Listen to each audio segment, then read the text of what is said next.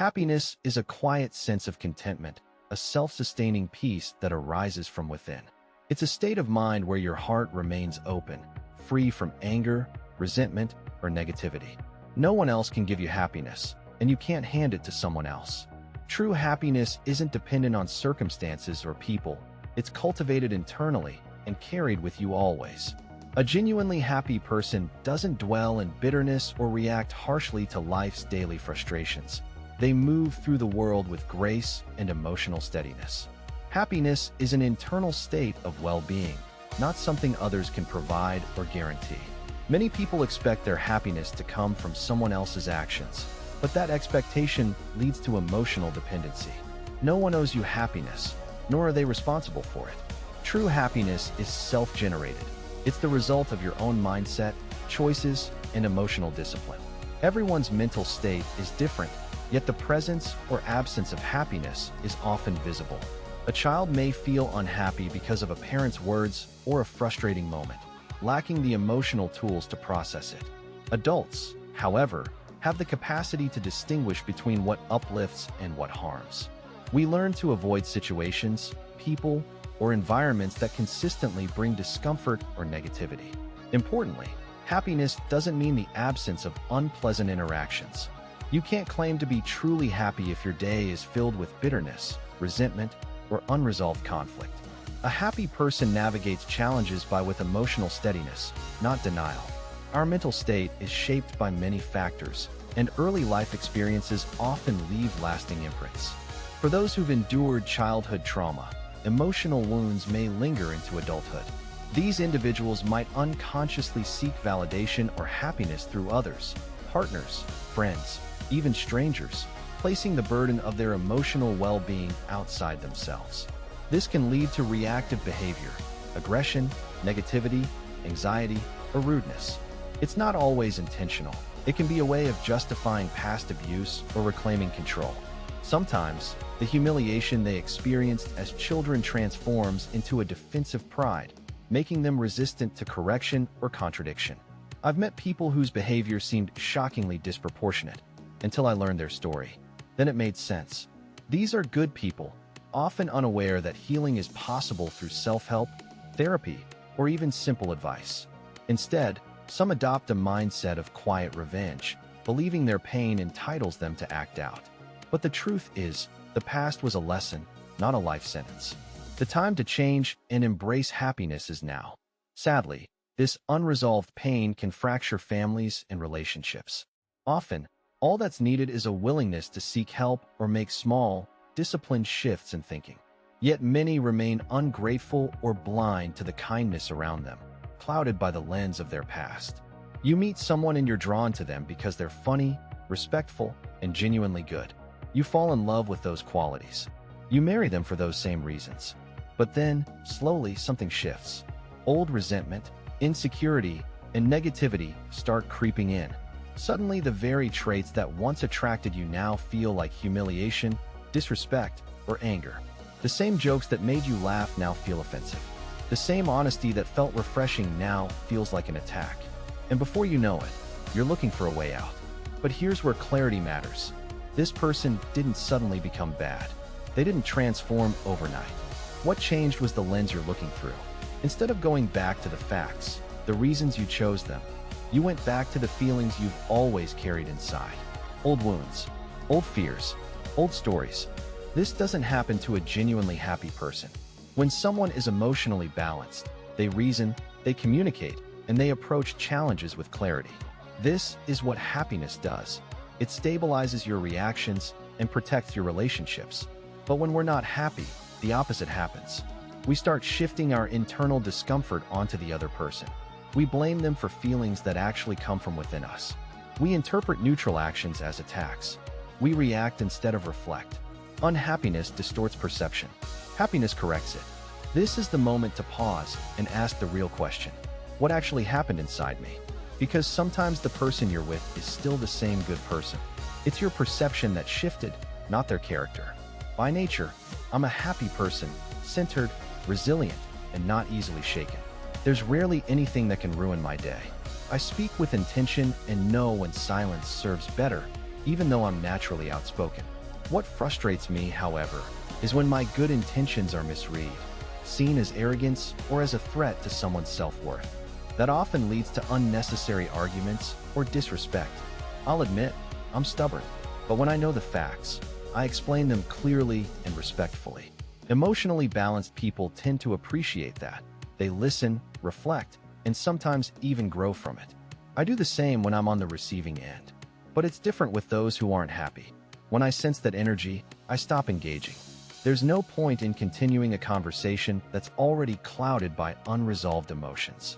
Unhappiness isn't invisible. It spills into the world through road rage, public outbursts, or ego-driven reactions. When someone isn't at peace within, their surroundings feel it too. That's why emotional discipline matters. Happiness isn't just personal, it's communal. You may believe you're a happy person, confident in your perspective, and you're entitled to that. But here's a gentle caution. If someone close to you begins to drift away, spending less time with you, becoming more self-focused, it's worth paying attention. That connection you once shared was built on mutual care. Relationships are meant to grow, not wither. Before things reach a point of no return, take a moment to look in the mirror, not just literally, but reflectively. The instinctive conclusion might be that they're having an affair. And yes, that's possible in some cases, but not always. When you first connected with someone, it was because of qualities you admired. Those impressions stay with you. So when things shift, it's important to ask, what changed? And more importantly, what changed in you? There could be many reasons for their behavior: addiction, illness, emotional burnout, or yes, infidelity. But the first step is self-assessment. Why is this important? Because your self-esteem, your relationship, and even your professional life may be affected. The signs are often subtle. You feel bored. You try to lift your mood with quick fixes, changing your hair, doing your nails, chasing fleeting excitement, but it doesn't last. You're back to feeling low. Even if your partner is drawn to someone else, it may not be about that person. It could be a response to ongoing drama, negativity, or a lack of appreciation in your shared space. They may be trying to escape, not from you, but from the emotional climate. When love isn't enough, a personal reflection on happiness and letting go. I met my ex-wife during college. We were both disciplined, driven, and aligned in our values. Our interests matched, our goals felt shared, and we built a relationship on mutual respect and routine. We traveled together, enjoyed good food, kept things clean and orderly. It felt like the foundation for a lasting marriage. We got married, and that's when the shift began. The woman I fell in love with, curious, engaged, joyful, started to fade. She became withdrawn, bored, and uninterested in the good times we once shared. I kept thinking, I need to try harder. So I did. I put my own interests on hold to prioritize hers. If she wanted to go to Timbuktu, that became our next vacation. If she mentioned bowling, I booked the lanes for the weekend. I wasn't just doing those things, I genuinely enjoyed them because I was with her. But over time, a pattern emerged. She criticized everything I did. She stopped appreciating the effort. Our beautiful wedding photos were never shown to anyone. She preferred privacy, and I respected that. Even when we met friends, she'd find reasons to push them away. I accepted it all, believing she couldn't be wrong. I was gullible, maybe, but I made sure our life was comfortable and stable. Years passed. My passions were shelved, but I didn't resent it. I just kept going, until the lies and the drama became too loud to ignore.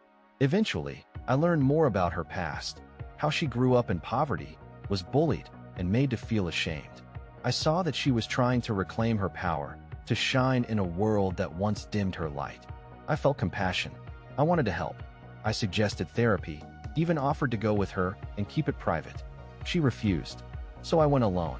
I kept going, and the therapist saw what I couldn't admit for years. I was frustrated, exhausted, and emotionally drained. I even spoke to a priest, hoping for guidance. But the message was clear. If she wasn't willing, no one could force change. I sent her articles, tried to open doors, but pride kept her from walking through them. Eventually, I stopped responding to her requests unless I truly wanted to. I had reached my limit. And then, I left. She's a good person. She was the love of my life. When I first met her, I thought I'd never seen a more beautiful woman. Leaving her was heartbreaking, but I'm a happy person. I did the work. I went to therapy. I got my life back. This experience taught me something profound. A person's happiness matters. Yours, theirs. It shapes everything. Your relationships, your peace, your ability to show up in the world. Sometimes I read stories online, on Reddit, in blogs, and I recognized the patterns. Because I've lived them. Why honest beginnings matter in love and life. Over the years, I've helped people navigate tough situations, especially when relationships start to unravel. My first advice is always the same.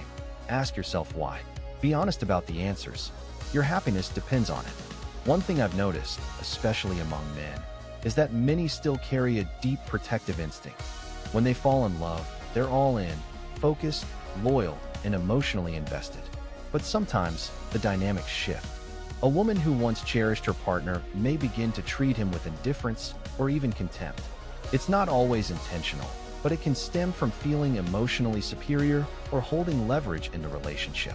In spousal disputes, the legal system often leans toward protecting women. While that's rooted in important historical context, it can leave some men feeling unheard or powerless. You only have to watch a few episodes of Cops to see how quickly assumptions are made. I once wrote a piece called Love Connection and the Magic of Travel, Finding Romance on the Road. In it, I explored how people often present idealized versions of themselves when they first meet, especially while traveling. They may exaggerate their interests or hide their dislikes just to make a connection. These little lies aren't always malicious, but they create a shaky foundation. By the time the truth surfaces, it's often too late. Social media has amplified this pattern.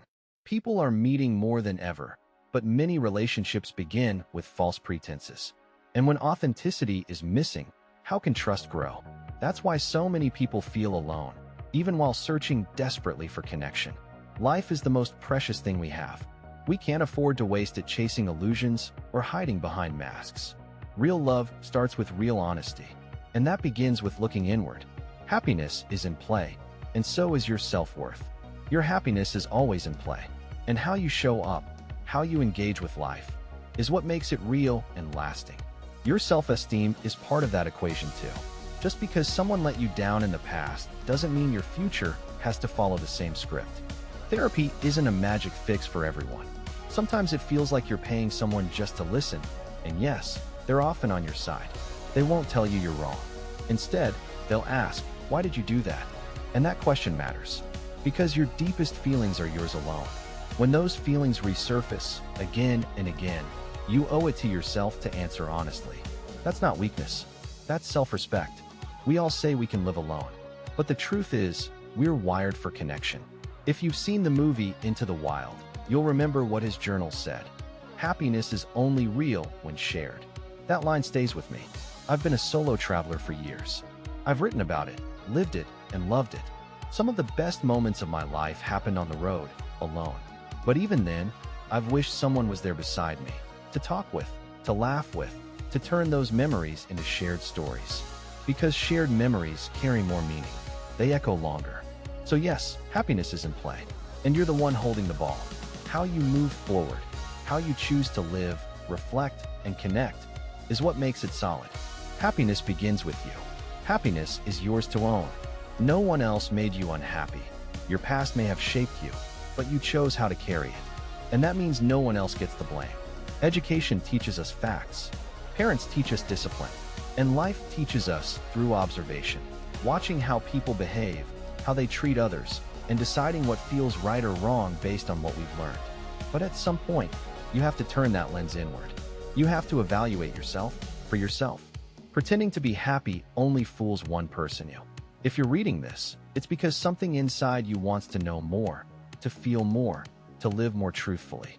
We wake up, go to work, and sometimes endure difficult situations, all in pursuit of happiness and the dreams we believe will bring it. But if you're holding happiness back, everything else you're chasing loses its meaning.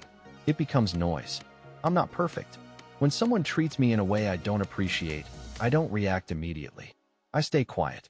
I reflect later, asking myself what really happened and why it affected me. That pause helps me grow. Kindness matters. Appreciation matters. Gratitude matters. These aren't just nice ideas. They're the foundation to deepen your journey. The biggest lesson is simple. You hold the key to your own happiness. When you choose to unlock it, you begin to see how good life truly is. Nothing outside you has to change, only the way you show up inside yourself.